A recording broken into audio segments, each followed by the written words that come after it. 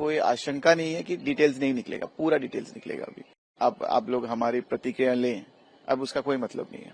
Pilot गलती शायद ना के बराबर था। पायलट लोगों ने शायद पूरा प्रोसीजर फॉलो किया है। दोनों इंजन फेल हुए या फिर दोनों इंजन में जितना थ्रस्ट चाहिए था वो बन नहीं पाया और उसके साथ कुछ और भी सिस्टम्स फेल हुए। पिछले 1.5 महीने में 6 एयरक्राफ्ट 6 हेलीकॉप्टर्स डाउन हुए।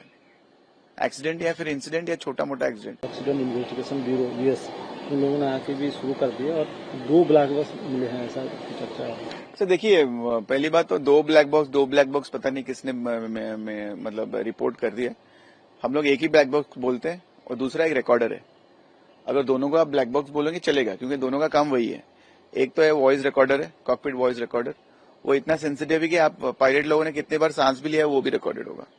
और आवाज कैसा था, क्या था, कॉकपिट में कुछ और डैमेज था, क्या क्या उन्होंने पायलट्स ने बात किया बीच में, और फिर क्या देखा, कौन से लाइट ऑन हुआ, पक्का पायलट ने अपना प्रोसीजर फॉलो किया।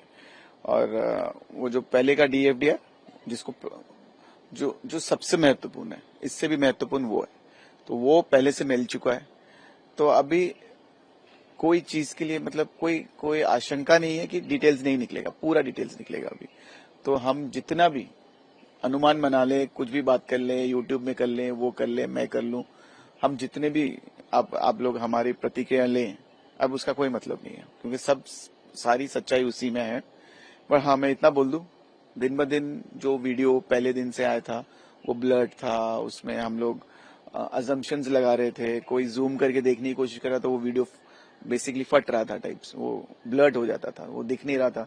अभी धीरे धीरे सब पता चल रहा है। लैंडिंग गियर का भी पोजीशन अभी अब जो एक्सपर्ट्स हैं कल से वो भी देख रहे हैं, हम भी देख रहे हैं, तो अभी समझ में धीरे धीरे से आ रहा है कि पायलट गलती शायद ना के बराबर था। पायलट लोगों ने शायद पूरा प्रोसीजर फॉलो किया है। जो अनुमान अभी नया एविडेंस नया जो निकल के आ रहा है, पायलट का जो गलतियां जो हम सोच रहे थे, जूनियर पायलट, सीनियर पायलट, ये वो शायद कम है, कम प्रोबेबिलिटी में हो गया। अभी सबसे ज्यादा प्रोबेबिलिटी अभी हो रहा है, अनुमान जो हम लगा सकते हैं, शायद दोनों इंजन फेल हुए हैं, जो समझ में आ रहा है फिलहाल। या दोनों इंजन फेल हुए या फिर दोनों इंजन में जितना थ्रस्ट चाहिए था वो बन नहीं पाया और उसके साथ कुछ और भी सिस्टम्स फेल हुए हैं। शायद वो लैंडिंग गियर के फेल हुए या फिर फ्लैप्स के फेल हुए। कोई बोल रहा है फ्लैप्स एक्सटेंडेड थे। जो फोटोज आए डैमेज एयरक्राफ्ट का जो नीचे गिरा पड़ा है, वो बोल रहे हैं उसमें दिख रहा है फ्लैप्स एक्सटेंडेड है, बट वो तो डैमेज्ड विंग है ना। डैमेज्ड विंग में कोई भी पहिया, कोई भी पार्ट टूट के बाहर निकल सकता है, तो हमें क्या पता। सब कुछ सारे रिकॉर्ड, फ्लैप्स का पोजीशन क्या था, किस एंगल में था, लैंडिंग गियर किस एंगल में था, लैंडिंग गियर ऊपर क्यों नहीं गया, किस कारण नहीं गया, कौन से सिस्टम फेल हुआ था, इंजन थ्रस्ट क्यों नहीं मिला, किस हाइट पे नहीं मिला, किस टेम्परेचर में नहीं मिला, या फ्यूल कोई बोल रहा है फ्यूल में कंटामिनेशन था, फ्यूल में कुछ गड़बड़ी था, शायद इसीलिए दोनों इंजन आउट हो गए। तो ऐसे भी अनुमान लगाया जा रहा है। तो वो है नहीं है, सच है, हम चाहे जितना भी बोल लें, क्योंकि हम तो बाहर तो बैठे थे, बस एक छोटा सा वीडियो देख के जो अनुमान लगा रहे हैं, नहीं, जरूरत है नहीं अभी। पक्का डिटेल्स कंफर्म मिलने वाला है कुछ दिनों में। अगर एक प्रिलिमिनरी रिपोर्ट निकाल के लेके आए, जैसे आपने बोला कि AAIB, aircraft accident investigation bureau, वो मुझे लगा था अब तक पहुंच गया होता, या फिर वो 2-3 दिन लिया, क्योंकि जो एक्सपर्ट्स है एक साथ बैठ के वहां मीटिंग करके फिर इंडिया आए होंगे, क्योंकि ये बहुत अहम है, ये लोग बहुत अहम है, वो बहुत अहम है। हम लोग इंटरनेशनल सिविल एविएशन ऑर्गेनाइजेशन का एक मेंबर है, तो हमें नियम मानना पड़ेगा। सारी दुनिया में जो नियम है वो नियम मान रहे हैं। तो जब भी कोई एक्सीडेंट होता है तो AAIB के एक टीम आते ही है, और ये फटाफट भी आ चुके हैं, उनका भी कमेटी फॉर्मेशन हो गया। ये कमेटी का जो इंडिपेंडेंट रिपोर्ट होगा, जो हमारे देश का कमेटी बना है DGCA का, उसके साथ इंटीग्रेट होगा, कंपेयर होगा, बात करेंगे, उनके मीटिंग्स काफी चलेंगे। तो एक प्रिलिमिनरी रिपोर्ट आने का शायद हमें मिल सकता है, क्योंकि मुझे इतना पता है, जिस दिन से DFDR मिला है, और अगर वो उसको आप अपने जो फ्लाइट सेफ्टी के कंप्यूटर और सॉफ्टवेयर में इंटीग्रेट कर दिया, इनपुट ले लिया, अब तक उनके पास सारे पिक्चर होंगे, ऐसे नहीं कि नहीं होंगे, 100% है। और वो जो फ्लाइट सेफ्टी वाले हैं उनको तो पता ही है कंफर्म क्या है। तो वो कितने जल्दी प्रिलिमिनरी रिपोर्ट निकालें या फिर कितने जल्दी सावधान करें हमारे एयरलाइन वालों को, जिसकी भी गलती हो कितनी जल्दी करें, उसके लिए हम लोग वेट कर रहे हैं। वो जो वेटिंग पीरियड ज्यादा लंबा ना हो, क्योंकि पायलट लोगों का थोड़ा मनोबल थोड़ा डाउन है, इंजीनियर लोगों का भी डाउन है, उनको समझ नहीं आ रहा किसने गलती किया है। तो इंजन में प्रॉब्लम था, फ्यूल वाले होते हैं वो अलग डिपार्टमेंट है, उनकी गलती था क्या, इंजीनियरिंग का गलती था क्या, पायलट्स लोगों का अभी धीरे धीरे दिख रहा है कि पायलट्स लोगों का शायद गलती था ही नहीं। तो जब वो इतने बुरे हाल में फंसी गए, वो प्रोसीजर फॉलो किए। मुझे इसीलिए पहले दिन से डाउट हो रहा था कि इतने अनुभवी कमांडर सुमित सभरवाल, उनसे गलती होना बहुत बहुत बहुत कम चांसेस है। तो उन्होंने परफेक्ट प्रोसीजर्स फॉलो किए।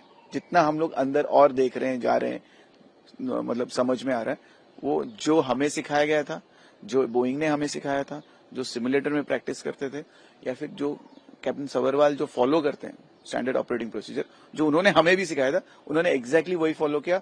बहुत कोशिश किया लास्ट मोमेंट तक, और ऐसे प्रोफेशनल पायलट वो लास्ट सेकेंड तक गिव अप नहीं किया, वो चेष्टा में लगे रहे, बट नहीं हो पाया।